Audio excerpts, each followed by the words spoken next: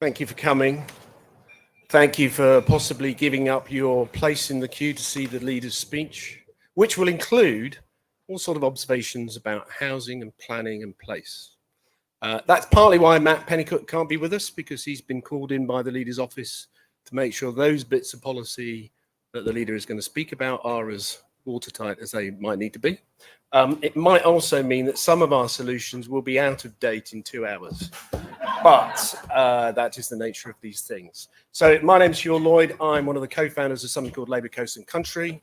If you live anywhere in Britain and value Labour's relationship with communities, coast, country and city, then please come and find me afterwards. See the logo, I'll put the cap back on later. I've got a fantastic set of speakers for you. We're going to start with Jessica and Roger to give us a sense of what's actually happening out there and what it might mean for policies around rural housing and that wider sense of choices we make about places, land uses, how planning works, governance, those sorts of things. And then I'm going to come to Martin and Sheila, or Sheila and Martin in that order, and they'll be more into some of the answers that might work, either from a policy experience point of view or a practical experience out and about in these communities.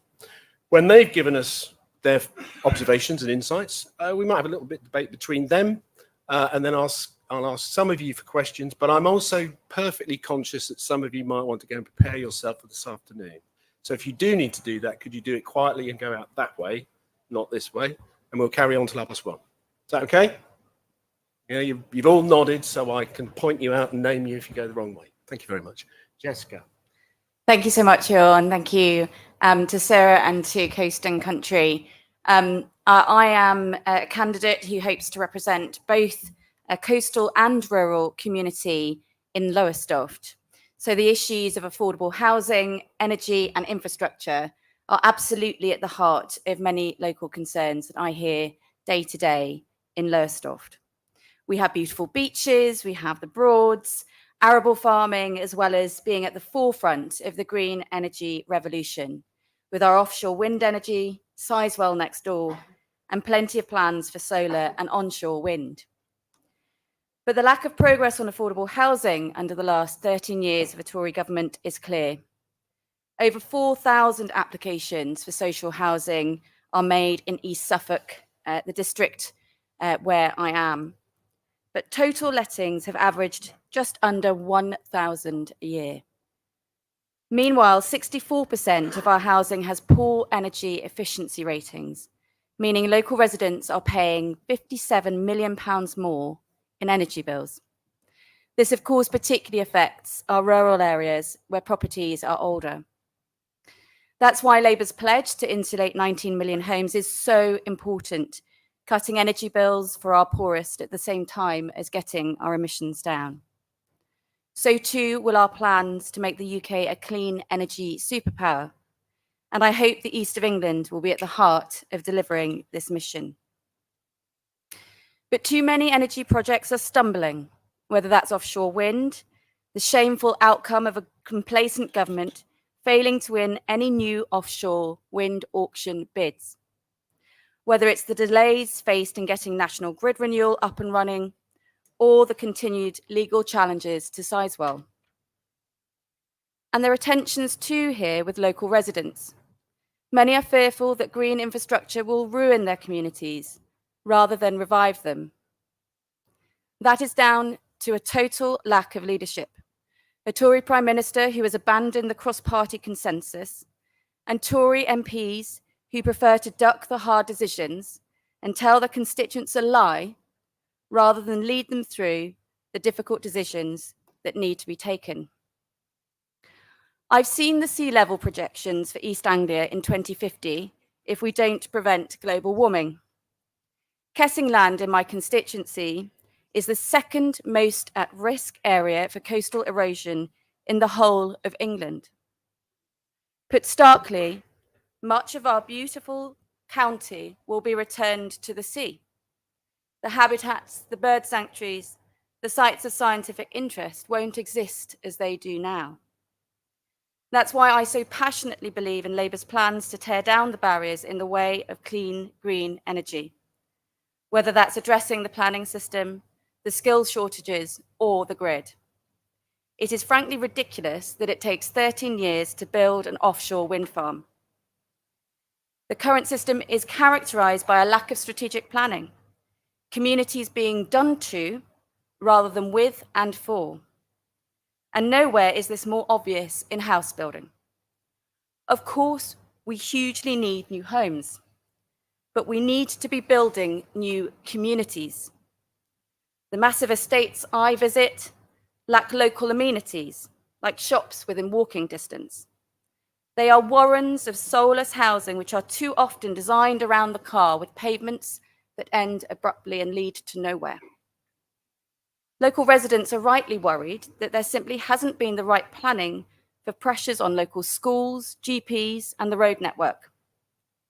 I spoke to one chap recently who said the sewage system would simply not cope with 160 extra homes planned in the next year. He'd know, because the overflow comes out to the sea just at the end of his property. As he said, the proverbial always flows downhill. It makes no sense that smaller local developers, who mostly build small numbers of homes using local people, have to jump through the same planning hoops as the big ones. One resident told me that he is crippled by the planning process and simply can't afford the consultants who advise on how to get through it for the big companies. So it's welcome that Labour has committed to reforming the planning system, as well as giving people a meaningful say on developments. I also welcome Labour's plans to look again at how we release poor quality ex-industrial land to build more housing. This would mean villages could grow organically rather than experience ghost towns on their doorstep. Finally, I want to say something about build quality. Many years ago, I went on a walking holiday in rural Germany. Each village we passed through had new houses, but always uniquely different. I loved seeing the master builders' names proudly displayed on each one. The carpenter, the bricklayer, the roof, and so forth were all local, taking pride in their new additions to a community that they lived in and loved. I too look forward to a Labour government that will focus on respect for our vocations. We desperately need housing, but let's take it out of the hands of the speculators and put it into the hands of our communities instead. Thank you. Thank you, Jessica. Roger. Great, thanks, Alan. There's been, of the two issues, I think, maybe I was the fringe meetings and the debates I've been part of, but it seems to me this debate about housing and the debate about net zero are two of the most vibrant debates at conference this year. So a session that brings them together feels particularly appropriate. And there's been plenty to celebrate, both in the announcements and the sort of previewing of the leader's speech. Certainly for us, the Brownfield commitments to Brownfield First, commitments to staying firm around net zero, and a commitment to reform our broken planning system are things that we're really supportive of. But there's also been lots of summoning of the post-war Attlee government, where, for example, the new towns has been directly linked to that. But one of the things I just like to, in summoning Attlee, there's some interesting things that happened in that post-war Labour government, which we haven't heard enough announcements about yet. So it was a post-war Labour government that actually that extended and introduced the Green Belt, that brought together the 1947 Town and Country Planning Act, that gave us a process to make the right decisions for things going in the right place.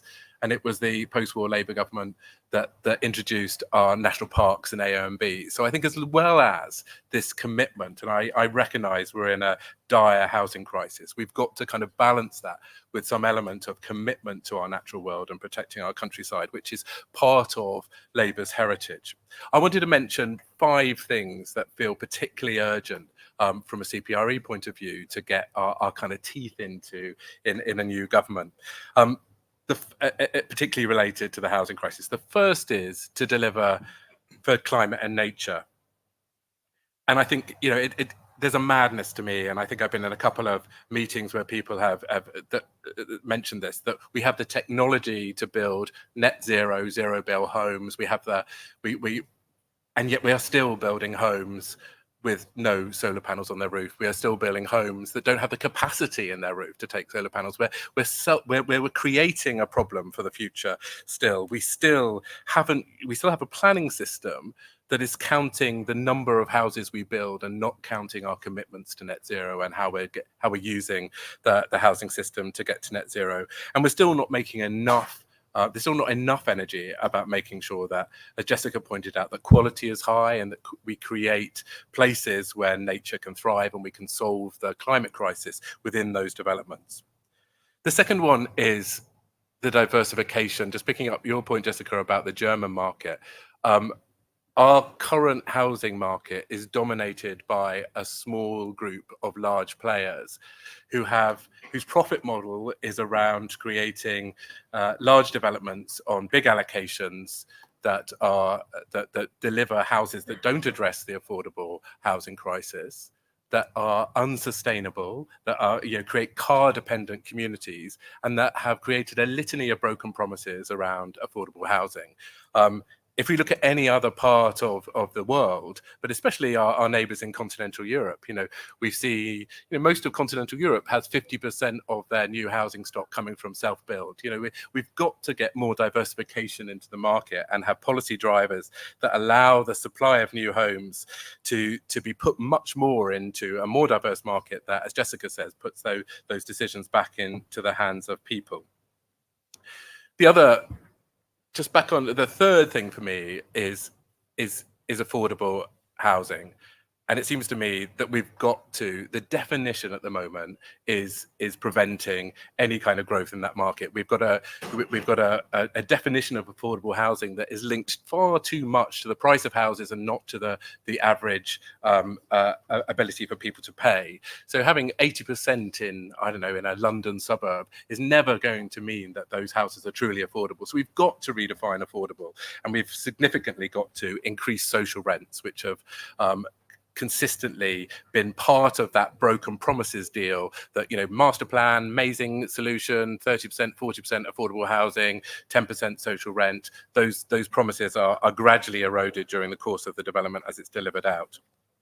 One of the links for that for me, and again, back to the Attlee government, one of the really brave things they did was end the hope value of land, so that landowners sitting on land could cash in on how that land got used for housing rather than it got using for other in other ways. And we know that hope value is a major barrier to social rented homes coming through, that it's just unaffordable when land is being exchanged at such high values that are related to going into the planning system. And finally, and just as a segue into the solutions, I think we're thinking about spatial planning in boxes still. We think about how sadly, cuts in our planning system and in local authorities has led to too many local authorities not thinking about how they plan places, but thinking about how they plan housing numbers. And we've got a great tradition in our planning amongst our planners to think more broadly. We're also thinking about infrastructure in a different box. We're thinking about energy in a different box. We're thinking about nature and forestry and nature's recovery in separate boxes. It's time for us to have a land use strategy that joins those things together and has a spatial plan that allows us to address net zero and our housing crisis in the same place, but also to make sure we put the right thing in the right place. Thank you, Roger. So quite a broad spread of challenges and issues. Many of you, I suspect, will have a resonance with some of the things that Jess and Roger have given us as problems that a prospective Labour government might have to address.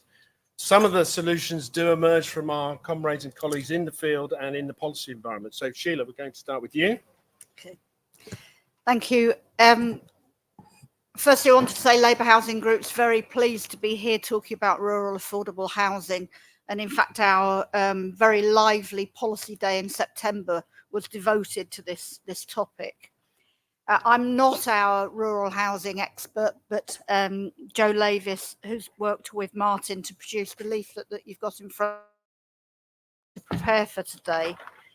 And the leaflet starts off with the quote from the National Policy Forum paper, which gives a real commitment to looking at improving the situation in rural and coastal communities. And I think that's resulted from a hard-fought campaign steered, I think, by Labour Coast and Country and supported strongly by Labour Housing Group. So if we're to fulfil the National Policy Forum vision, we need a strategy for affordable housing that is responsive to rural areas, a fair policy that plans to meet housing needs and aspirations everywhere in the country. Before I look at the main ingredients of that strategy, I do want to say that most times when I start talking about rural housing, somebody says about second homes and holiday homes. So and Airbnbs. I wanted to just start by saying that although these affect the availability of rented accommodation at affordable rates in a lot of places, second homes and holiday homes are not found everywhere in the country. They're very much concentrated in coastal areas and national parks, and actually London as well. So what I wanted to say is that to tackle the proliferation of those homes, it will not on its own solve the problem for the majority of rural areas, important as they are. So that's a sort of subcontext to what I'm going to say. The policies that we need fall into 4 groups, and the first one's land and planning. And we need national planning policy that lowers the 10 dwelling small site threshold, so affordable housing is required to be built on small market housing, small housing sites across England. The threshold of 10 isn't appropriate for a lot of small villages, and the improved planning policy would also benefit small builders, as has already been referred to. Secondly, planning policy needs to scale up and speed up delivery of affordable housing on rural exception sites. These are sites in small parishes that wouldn't normally be allocated for residential development, but could deliver affordable housing. There has to be evidence of local need, housing need, and houses must be developed on the premise that they will be affordable in perpetuity and can't be sold to the highest bidder.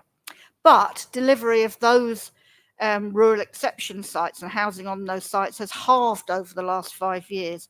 And actually the sites are concentrated in just a few areas of the country.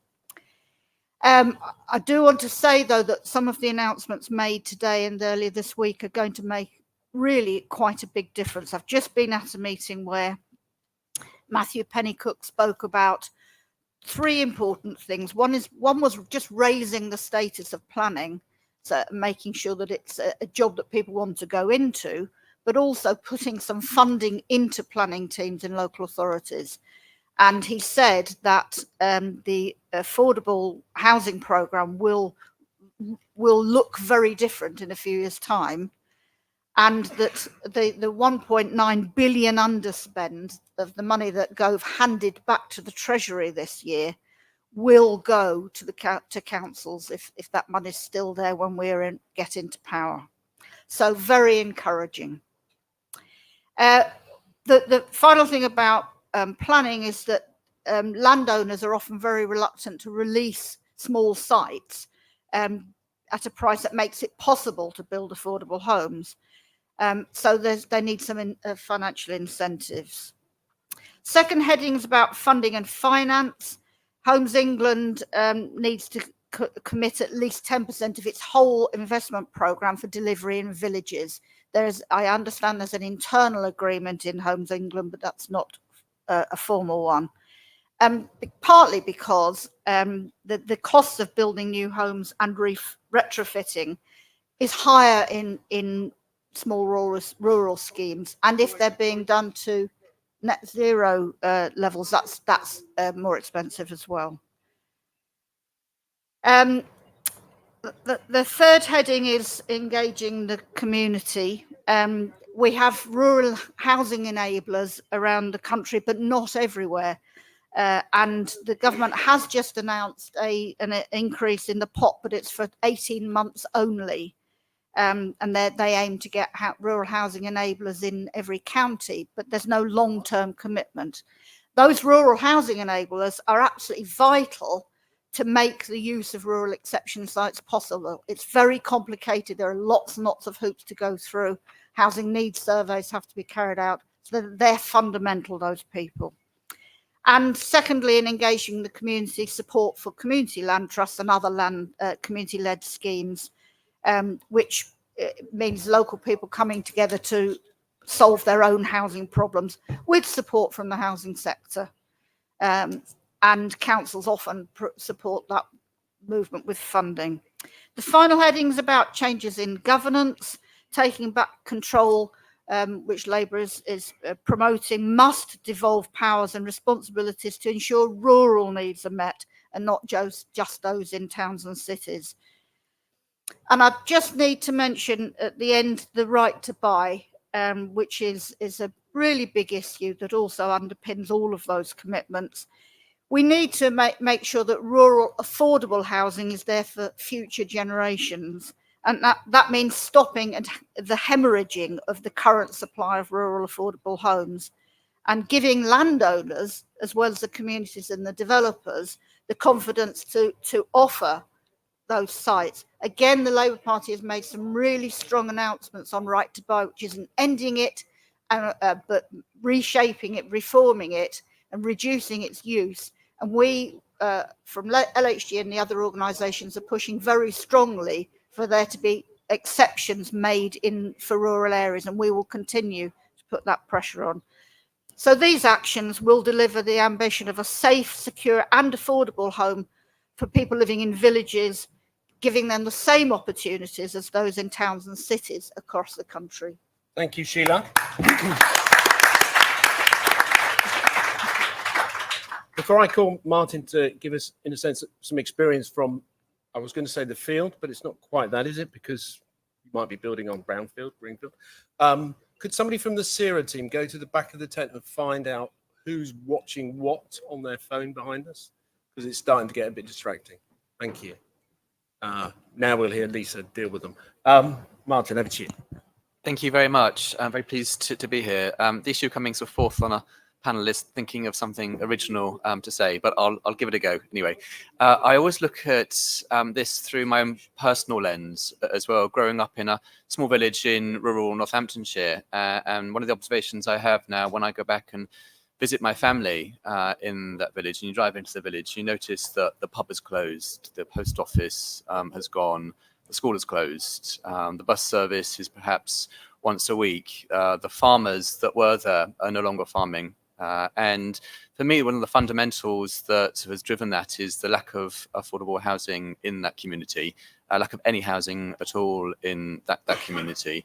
And we can talk about sort of urban to rural migration being an issue. We can talk about the lack of rented housing being an issue, Airbnb, second homes. We can talk about the impact of right to buy. And we're right to talk about those because they are important issues, but there's a fundamental here as well, which has driven the problem, and that's the lack of building any housing in rural communities and the lack of focus and strategic planning to deliver any affordable homes in the countryside where they are so desperately needed.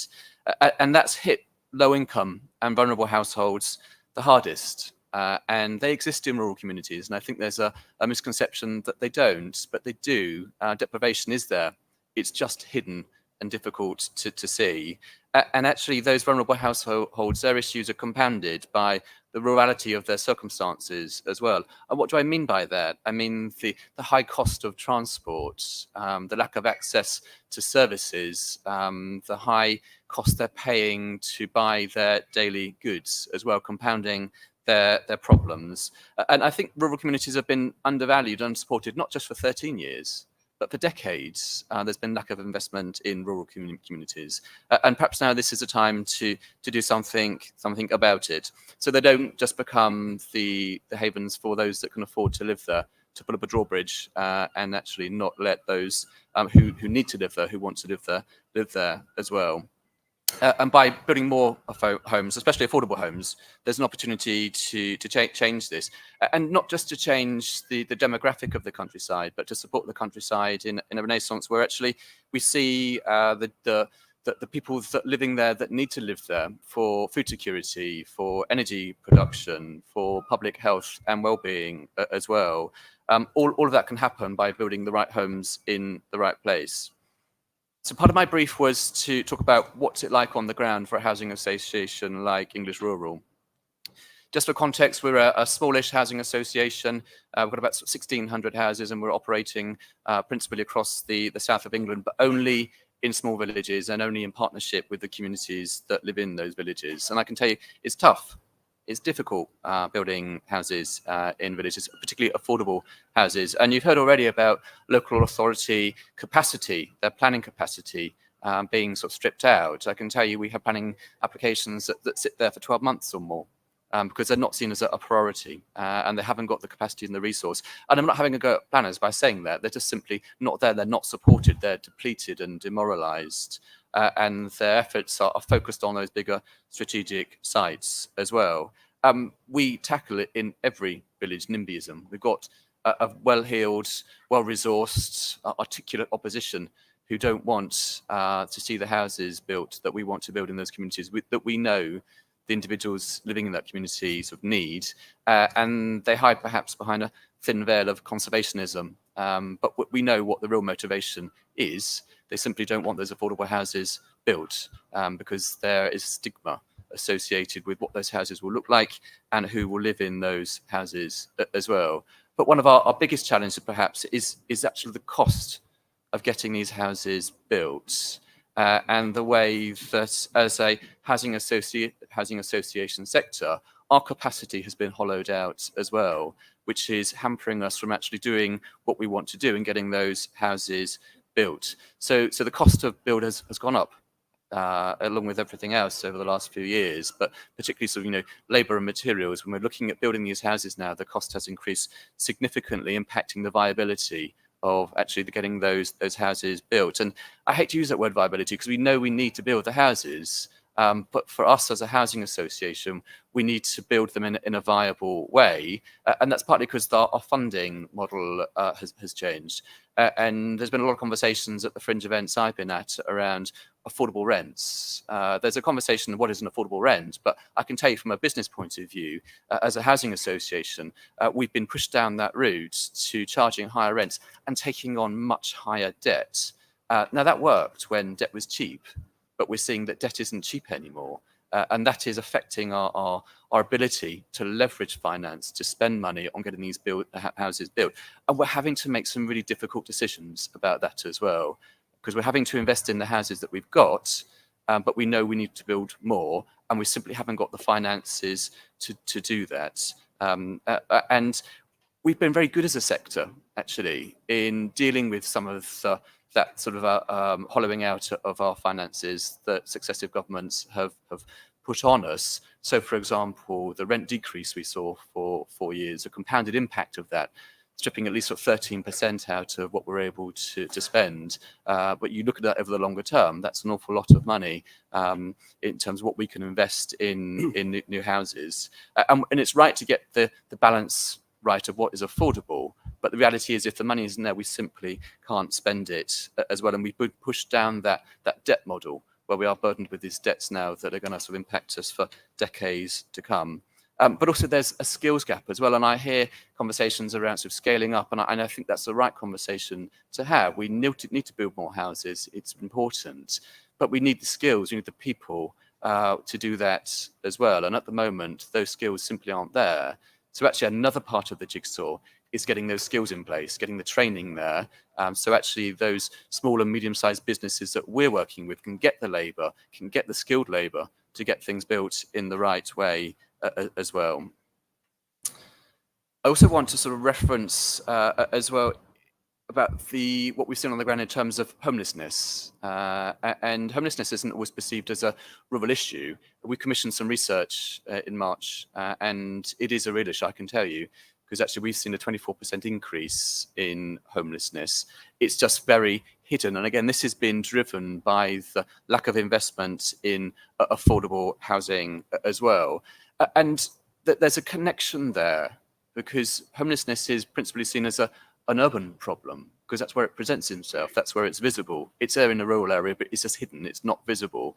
But there's a connection between urban and rural, and they are codependent on each other. And I think if we're going to come up with solutions about solving the housing crisis, we can't look at each in isolation. We need to look at how they interconnect and have a plan for solving the housing crisis, both in our towns and cities, but our countryside as well. But there are opportunities to actually do something and to scale up delivery as well. And Sheila mentioned the opportunities of rural exception sites, and we've commissioned some researchers to look at this as well. And what we found with rural exception sites is that they exist in local plans. The opportunity is there to use these sites to secure land at an affordable price, to deliver houses that are locked in for the benefit of local people who need them. It's just not being used. It's framed negatively in local plans, and the resource isn't there to support it, to get them to come forward. And that's why we were really pleased actually to see some additional funding for rural housing enablers, who are critical for bringing those sites forward. They sort of link the community housing associations, local authority, local residents all together to make sure that these sites get off the ground. But their funding is insecure. It's been insecure for decades, and we've lost so many of them. And even the recent announcement of funding for them is only going to last 18 months. But if we're really going to get a programme of delivery off the ground in rural areas, we need that funding for longer as well. And the final point I wanted to make is what I'm talking about here is small in scale. It's proportionate to the villages that we're building in. So it may be 6, 8, 10, 12 homes. That may seem small in scale when we talk about it here, but that is a big impact for that community. It's possibly the biggest investment that community would have seen for a generation as well, and it can be transformative for that community. And we had a look at this, and we discovered that building just 10 homes in one community generates a £1.4 million economic boost. It supports 26 local jobs and returns £250,000 for the Treasury. There's a real potential here for scaling up delivery, for a renaissance in the countryside, to boost the economy of the countryside, to supply the homes for people that need to work and live there as well. And we talk about homes a lot, and it's about the people that live in the homes as well. That's what we should also focus on. What do those people need? Why do they need to live there? They need a safe, secure, warm, affordable home to keep close to their networks, to remain in their communities, to support their shops, the pubs, the schools, the post office, to work in local industries as well. So there is an opportunity here to scale up delivery in rural areas, to get these homes built, and that needs to be part of the solution that comes forward. Thank you, Martin. I've asked the panelists to think of one observation that, in a sense, an insight or something they've heard from the other three that they would like to play back into the room. But while they think of those things, partly because I'm a facilitator, I like to get you lot to do something. So I've got a couple of questions for you. Who here thinks the population of Greater London is higher or lower than the population of rural England? If you think it's Greater London, put your hand up. Wow. Okay. It's rural England. I've never seen that response in a Labour Party meeting before. Thank you. Something is getting through. Now, what we think is really important is that that's a massive part of the social infrastructure, the economy of Britain. And to touch on Martin's point and other work that we've done with people like the Country Landowners Association and others, surely it's got to be good for the country to help all of these places grow and thrive. Anybody here live in a village? Anybody here like to live in a village? Anybody here like to or live in a village and have 2,000 homes plonked in the fields next to you? Yes, but did you like it? No, there's nobody in the country who likes that. And that doesn't actually help them grow or thrive. It just creates more things that are problems, either for the people who unfortunately live in those things and have to buy a car to get their kids to school, to look after their parents, to do any sort of useful, productive activity in their place, and it destroys the nature of that village. So, Jessica, one observation you'd like to play back, and eventually I'll let you have some questions, obviously.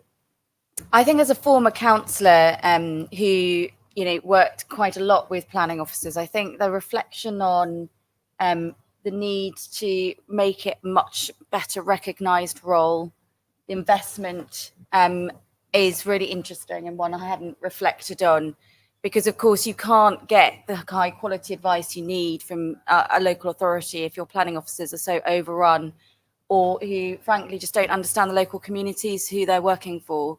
So yeah, that's one thing I would take away. And just one observation on the Airbnb lets as well.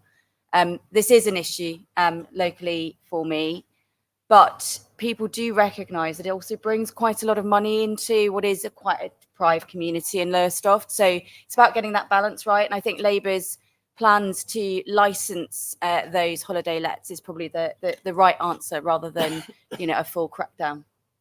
Thank you. Roger? Yeah, I guess one of the things that's sparked by what Sheila was saying was just about the sort of length and security of programs to add support. So Sheila mentioned rural and housing enablers, but actually we could say the same about the program of retrofit, where we've had stop-start approach over the last couple of decades, which has really, really hampered our ability to kind of be in the right place on net zero and also on the right place of affordable housing. So I think anything that we do, we have to give enough security so that a market can develop to support people in the long term. And I think this constant stop-start of approach with short-term solutions just has been really holding us back. So I think let's not like let 1,000 flowers bloom. Let's kind of encourage a few to go really high. Yeah. Thank you. Sheila? Yeah, before I answer, I'm going to be very cheeky and add one point I forgot. In running from one meeting to this one, Matthew Pennycook did say that the right to buy would give much greater protection in the coming years if Labour is elected to new council and housing association stock, which is very, very welcome. My observation is that both Martin and Jess have mentioned the need to employ local builders. If you've got local builders who are building homes in your village, they're going to be much more sensitive, I would think, to design issues. The houses may well be for their own family at that point or in the future. So you're keeping jobs in the area, and you've got jobs and their spending in the area as well. So I think that's a really important point. Thank you. Martin? There's one point I wanted to just expand on a little bit, and I'm not sure who made it. I think it was Jess perhaps alluded to it. And that's to try and sort of explore the issue around writing rural communities off if they're not seen as sustainable. Because if you reference access to sort of transport, shops, pubs, a lot of rural communities don't have those anymore. But that doesn't necessarily mean we need to write them off as unsustainable. We need to look at sustainability through a different lens for that community. And also we need to look into the future as well about what the needs of that community might be in 10, 20, 30 years' time, and start planning for it now. Because again, what sustainability looks like now won't look the same in 20, 30 years' time in terms of the industries that will be there, the needs that will be there to cater for that aging sort of demographic. The way that we work and live will be different. So I think looking through the current lens at sustainability and writing those communities off to say, okay, you haven't got that transport, you haven't got the shop, you haven't got the school, we don't think you're sustainable, you can't build anything, is. Thank you. Some of the work that we've been doing, and partly into the MPF process, is trying to help understand that certainly not all solutions apply equally to places. And sometimes the solution actually maybe just needs to come down a different channel. If we accept every community should have good connectivity, that doesn't necessarily mean you have to start with restoring bus services for every community. You could say, your community isn't going to get a bus soon, but we will make sure you have 1 gig fiber before anybody else does, as a part of a connectivity proposition. So yes, there must be different ways of looking at things. I'm going to take some questions from the floor. I will take them in threes. Those two women there put their hands up first. and then I'll come to you, sir. I think that, yes, there's a roving mic. Lady with the glasses on her head, the big earrings. Would you like to say who you are and if you would like to represent anything, what that is? Okay, so my name's Jane Morton. I'm an architect. I don't live in a rural, but I'm from a rural location. But actually, what I wanted to talk about or ask is talking about net zero and carbon. And I've actually been to a lot of events at this conference about the built environment. What's quite intriguing is that embodied carbon hasn't been mentioned. So when we thought, it's not just about putting solar panels on roofs, that's more about the operational carbon. We have a real challenge with what we build our homes out of. And the technology right now is not there. So I suppose turning this into a question, how does Labour sort of push forward to create a more sustainable, innovative construction sector when how we're building at the moment is actually still quite archaic? Just a small question. Sorry. The lady next to. Hi, thank you. I'm Linda Redwood Shea. I'm one of two new Labour district councillors on North Kestervin District Council in South Lincolnshire, a deeply, deeply, deeply rural area. I'm on the planning committee on the district council, and my God, what an eye-opener. Our planning system is completely wrecked, isn't it? Rural disadvantage is built into the system. It's not recent, as Martin says. I think this goes back a long way. I would like to hear the panel's views on funding formulae, and something I'm trying to find out more about myself is multiple deprivation index or deprivation index. We suffer in Kesteven in Lincolnshire because we are too dispersed around the across the county or across the district. I think that's a built-in disadvantage. So we've got no infrastructure, 440 square miles in our parliamentary constituency, no motorway, no college, no hospital. So how is that affected by funding and deprivation index? Thank you. Okay, the second large question. So, the gentleman over here with the light blue shirt on. So one of the things you do find when you do coast and country policy, it is every bit of policy. It's not just a single thing. So in a sense, that's being reinforced by those two questions. So who are you? Where are you from? What are you? My name's Darren Price. I'm an architect planner by profession, and I'm the deputy leader as of May of Staffordshire Moorlands District Council. We took off the Tories after 30 years. I'm also the portfolio holder for planning and regeneration. Now, I advise in another capacity, in a different life. I lived in London and worked for CABE, Commission for Architecture and Built Environment. So I advise on housing quality nationally and have done for a number of years. So to get this gig in the most beautiful part of the Peak District, because it's in Staffordshire, not in Derbyshire, by the way, for visitors, we're Alton Towers and around there. Everybody knows where that is. What I found was the delivery of housing, when I inherited it in May, was shocking. We've lost our 5-year housing land supply, which means that we're now open to offers from any developer. We're not developing by plan anymore. It's not a plan-led process, it's a developer-led process. This puts pressure on. We also have a large part of the district in the Peak Park, which also means that building there is next to impossible. But the issues that you've mentioned above about Airbnbs and things like that are rife. Some villages are 50% let up in the Peak Park. Now, we built 15 houses last year, 15 affordable houses in the whole district. It's shocking. What I'm trying to get off, and this is the question, there is a question, is innovative ways of building, because the developers don't want to touch small sites. They can't touch small sites. We build so little affordable housing with a cutoff at 10. We do have some larger sites. They manage to negotiate their way out of delivering affordable housing because they have better consultants than we can get as a council, because our council officer team is so under-resourced. Okay. So innovative ways of building I got is you. what I want to find out. But it is important, under what you're describing are lots of issues about a method and process that perhaps we could agree is no longer fit for purpose, even if we might still want to argue about what the purpose is, because there is an interaction between expectations and desires. So that's fair enough. I'm going to start with Martin and come this way. You don't have to answer all the questions because there's no way you could answer all of those questions in the 3 minutes. I'm going to not even give you 3 because we'd like to get another round in. Any quick observations you'd like to make? Yeah, I'll go all 3 very quickly though. So net zero is a real challenge. Not, as you say, not just building what we're building now, but in the way we're looking at making those houses net zero, but thinking about the building process itself. We're not there with it. Using local SME builders, local materials, local labour certainly helps. But we need to look at volumetric.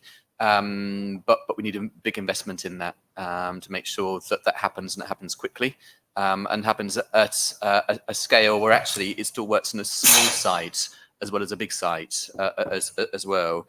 In terms of funding formula, I'm also a director of the Rural Services Network, and I should probably understand that because I was talking to me about that when I'm at the exec meetings. But actually, it's about fairer funding for rural and local authorities, and the way that that funding sort of tapers at the moment isn't fair, and the reliance on sort of council tax isn't fair as well. So looking at the funding formula so it works in a proportionate and reasonable way for rural and local authorities is really critical, because they are really suffering. As well, and again, that perception, it doesn't exist in sort of rural communities where it does. And coming back to this sort of homelessness, for recent research, we've launched this coalition called Rural Homelessness or Counts, and that's simply trying to look at how we count homelessness in a different way. Because when you go out and count it, you haven't got time to get to that rural community to see if it's there. And if it's in the middle of the night, you're not going to find it anyway. So actually looking at some of the ways that we understand deprivation is important as well. And then innovative ways of building, coming back to that sort of volumetrics point that I made as well. But I think also in terms of bringing small sites forward, it is about that partnership with the community to make sure they are on side and supportive, because if you can get over that hump, actually it makes it much easier as well. But not just them, actually working with local landowners and local farmers, because they're not all bad. You know, if you actually engage with them and you explain what you're trying to do, particularly if it's a rural exception site, you know, they've been custodians of the countryside for generations. They get it. And they'll quite often make a corner of a field available if that community support is there, if that commitment that the homes will be affordable in perpetuity is there as well. So it is about that relationship with local landowners as well. Many aren't bad, in fact. But there is an important message in there about what we would now call not rural proofing, but local proofing. How do you make these things work for communities that might put them together? Sheila, do you want to pick up any part of those 3 questions? Yeah, I'm still going to get 3 more in if I can. Quickly, at our Rural Policy Day a few weeks ago, we heard from a landowner who had built the most amazing properties built into the side of a hill with fantastic net zero facilities, and he was building for his local workforce so that they could stay in the village. So he didn't get somebody else to build them; he built them. And on the materials, it's been something we've been battling with the Labour, saying to the Labour Party they should be funding the industrial ways of providing the materials.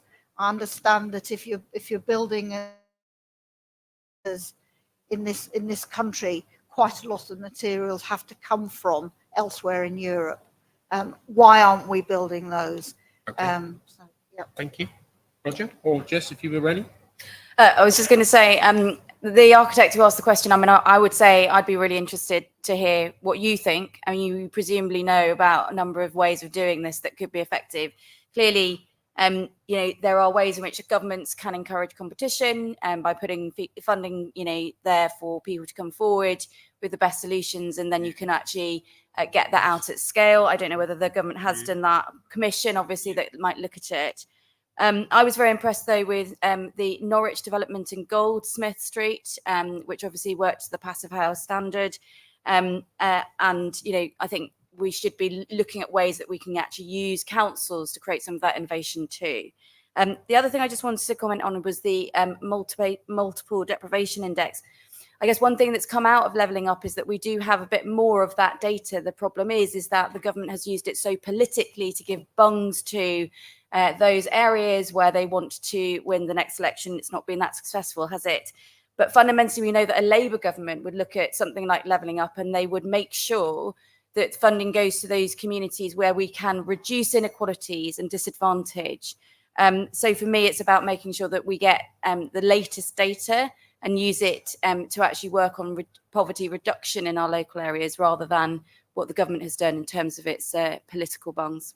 Thank you. Roger.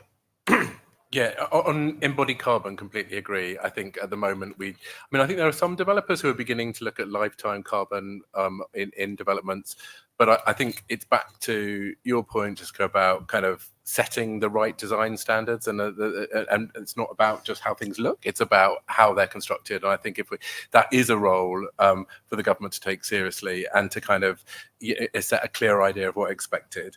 I think it's linked for me to the last point around how do we get more variation and innovation in the market. So part of that diversity of supply, part of that for me, breaking the monopoly of a small number of big suppliers, is about kind of the innovation is often happening with smaller developers and in self-build and CLTs, in all those places. And as Martin said, in where we're allowing communities to have a role. So I think we desperately need to find ways that we can break that stranglehold there.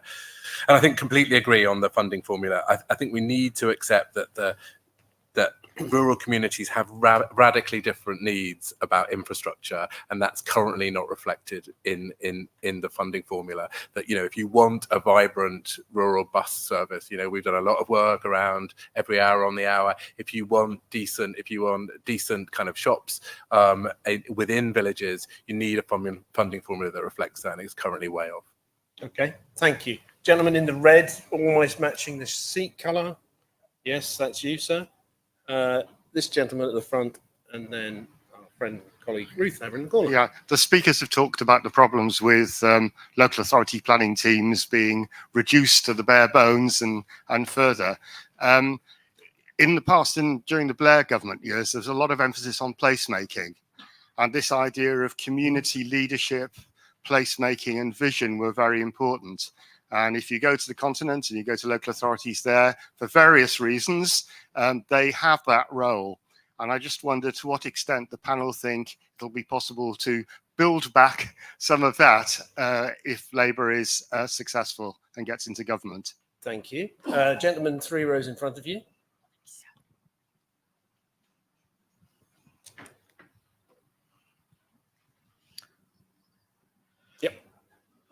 My name is Michael Corcoran. I'm an emeritus professor. My field is energy and the built environment. First of all, I want to nail a myth. There is no such thing as net zero housing. I agree. There is housing which is compatible with a UK net zero strategy. I gave my inaugural lecture as a new professor, taking up the role of the head of School of Architecture at the University of Strathclyde 30 years ago.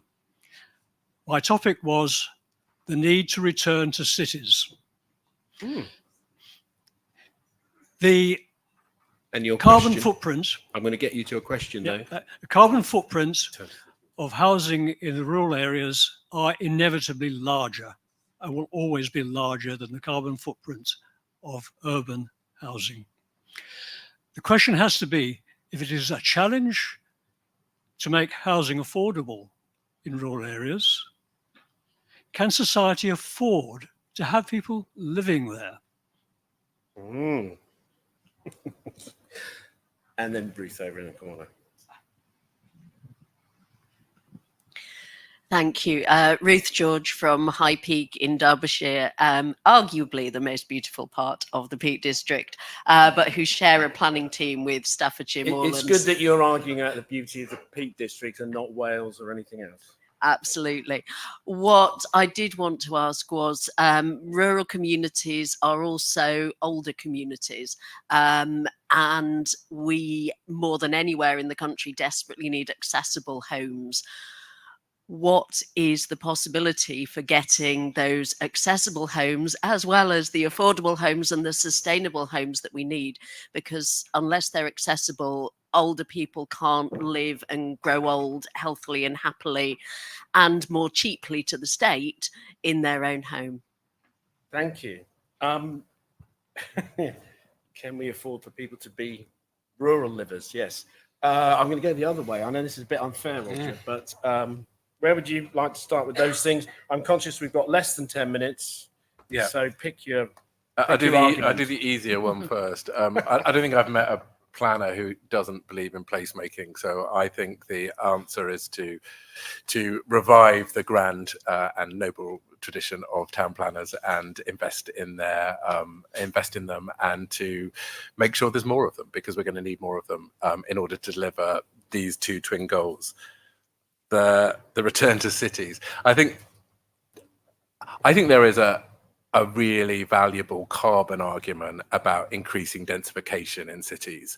And that's why we've been so pleased to hear kind of rumors of what's going to appear in the speech. So I think, I'm pro increased densification. Somebody said in the last Fringe I was at, you look across most of our cities, they're still covered with 2-story dwellings. And I think if we can increase I'm not talking about tower blocks, but we can increase what I think the leader's going to call a gentle densification. I'm not sure about the Georgian reference, but gentle densification feels a good thing.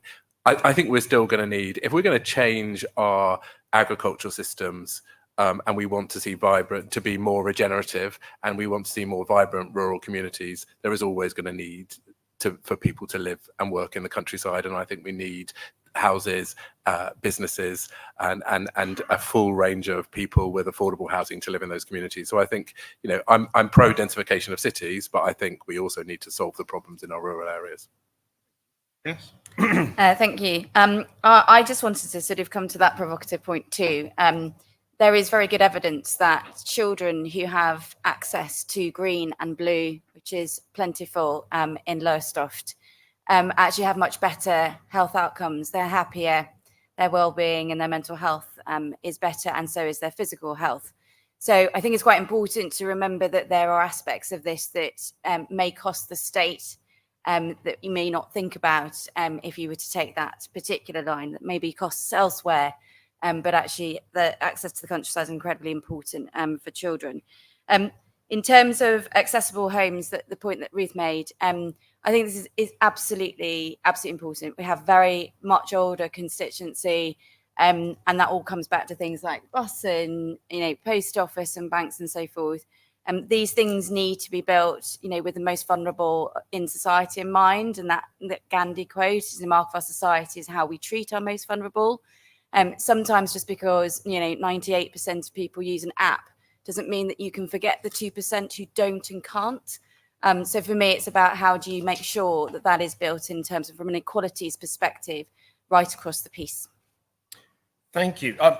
On your densification, I'm going to go back to a piece of work that I was involved in many moons ago, which was not just brownfield, greenfield, but blackfield. There are too many roads in most cities. Lots of parallel streets, some of which could be built on, which would be part of your densification argument. Let's have a chat afterwards.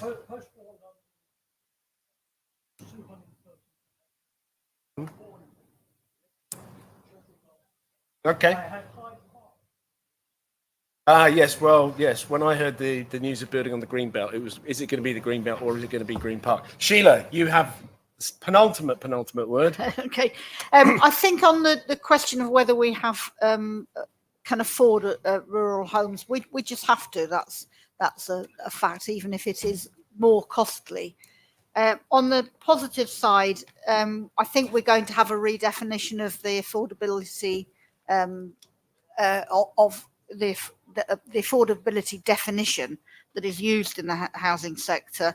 And also, Matthew Pennycook said today that the affordability calculation, the viability bit where developers say they can't afford to build affordability homes because of the cost, that is going to be changed. That was in the announcement.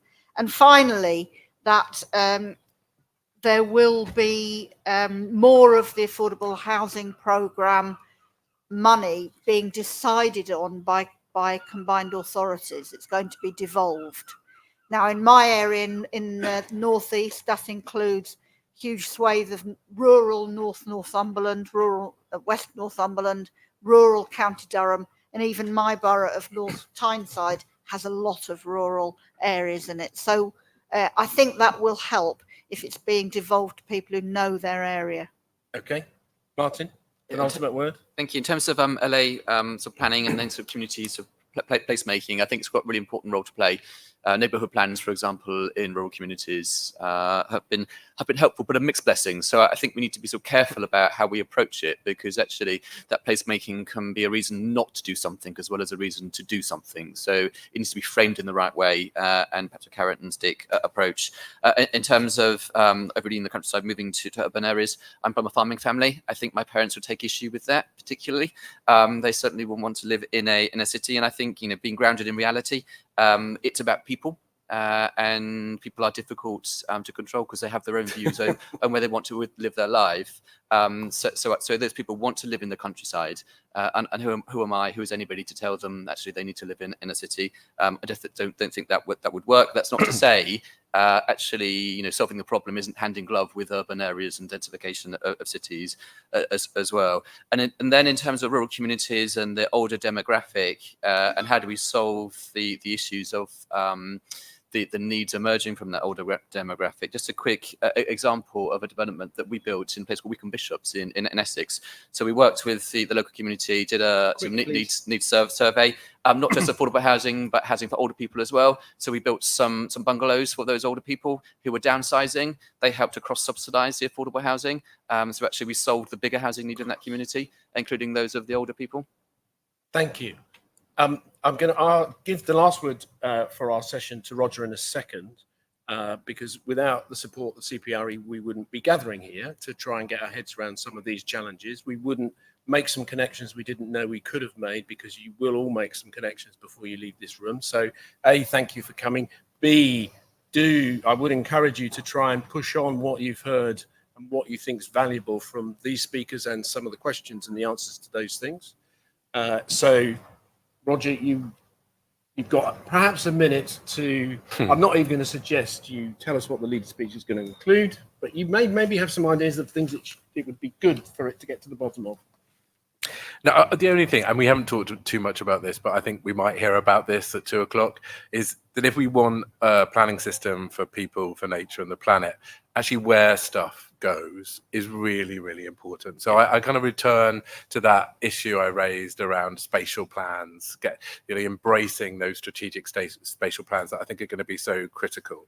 Because I think it's so easy. I mean, one of the things that happened in 97 is that there was a rush to build, often in the wrong places, and then the row back with Prescott's kind of enormous focus on kind of putting things in the right place, brownfield first development. So let's not make that mistake that Labour made in the first term in 97, and let's think about putting things in the right place. And as George Michael said, you know, if we're going to do it, let's do it right. Thank you very much. Please show your appreciation for each other and your speakers. I suspect we'll all be fascinated by what's to come in the speech that's going to start in about half an hour, so I'm sure you'll want to go and watch that. But after the Fringe at 4:45 in here, we'll be looking at land and nature and what goes where and what we might do about it. So I would welcome you back for that. Have a good rest of your conference. Thank you. And join Sarah today, and please follow